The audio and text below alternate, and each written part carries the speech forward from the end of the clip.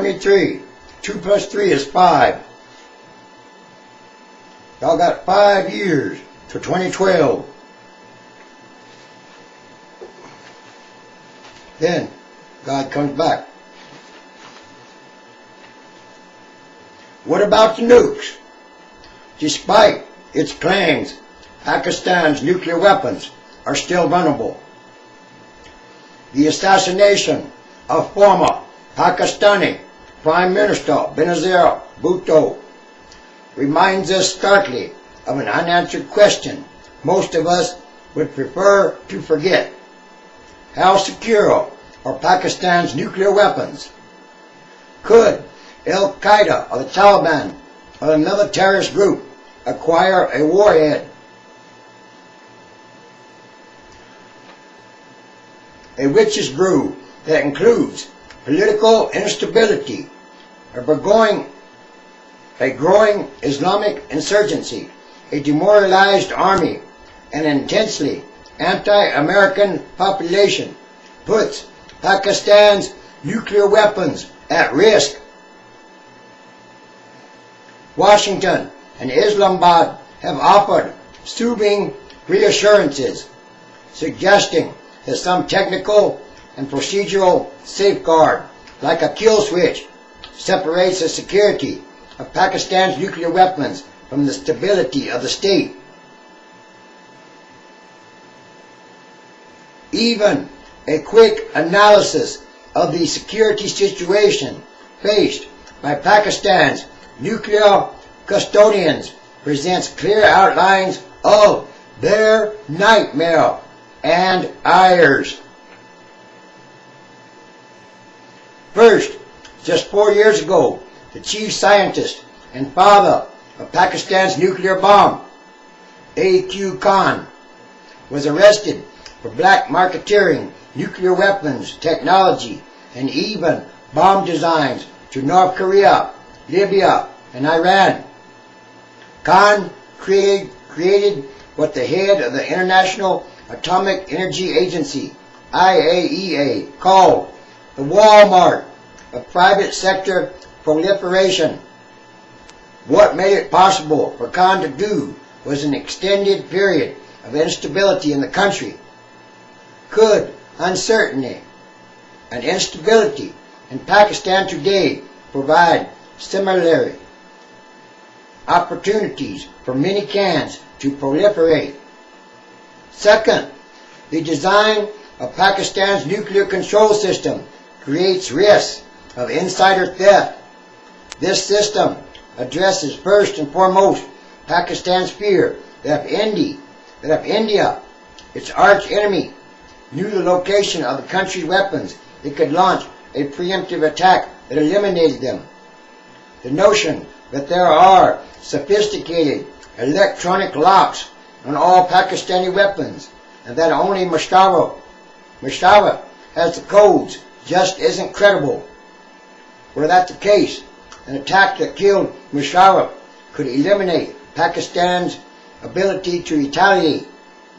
Instead, Pakistan has dispersed its weapons and distributed oversight to multiple strategic and security authorities.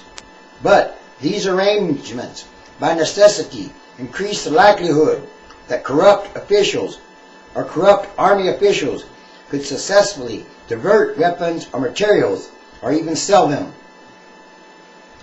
Third, potential disaffection in the army increases the odds that many cons might emerge. According to Musharraf, after 9/11, the United States gave Pakistan a choice between signing up as an American ally in the supposed war on terror or being bombed back into the Stone Age. He chose alliance.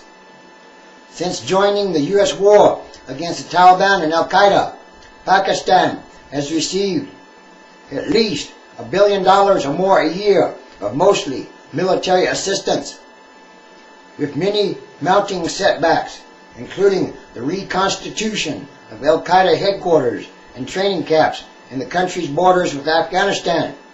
Frustration over fighting America's war is mounting among Pakistan's national security establishment. And as the United States and others press the cause of democracy in ways that diminish the traditional role of the army, Pakistani officers' ambivalence about the United States may increase. An International Republican Institute poll earlier this month found that 1 out of 2 Pakistanis believe the army should have no role in civilian government. Benazir Bhutto's assassination may further erode the prestige and credibility of the army and security services. Finally, the larger society in Pakistan has a decidedly negative view of the United States. In a 2007 poll, 2 out of 3 Pakistanis named the United States as the greatest threat to the country. From this cauldron of combustibles, there is no ready exit and no ready solution.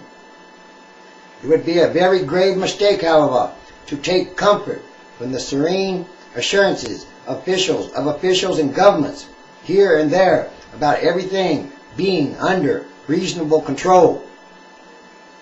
So in other words, there's really no electronic locks on Pakistan's nuclear weapons, no codes that you have to punch in.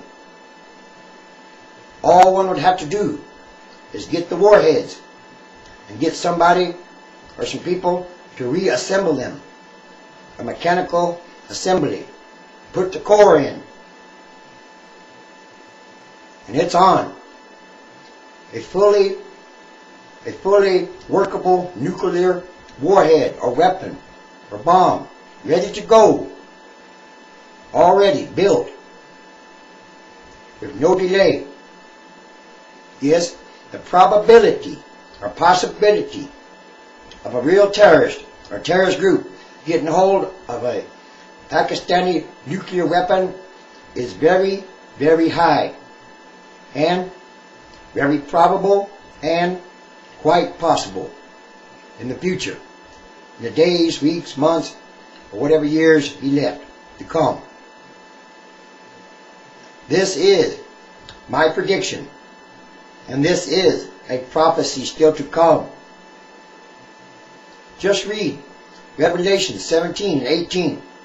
It also speaks of a prophecy still to come. The United States is in a lot of trouble. Why? Because of what the president has done in the supposed theoretic war on terrorism. He has pushed the real terrorists out of Afghanistan into Pakistan, into a place where they should have never been pushed. And Afghanistan didn't have nuclear weapons, but Pakistan does. So, what is the logical consequences of all this? Because we don't have enough troops, or we're not able to go into Pakistan. No, a country that has nuclear weapons is no longer under the threat of being invaded, because they could always use the nuclear weapons against invading armies or troops. So, what has this president done? He's messed up. He's not very smart. He's assured that there will be another 9/11 on American soil, somehow, some way, just by all the things that he has done. And yes, he has made a lot of people of the world very, very mad, very angry. He hasn't solved anything. He is the creature. And these are more signs of the last days, and there are many of them. Period.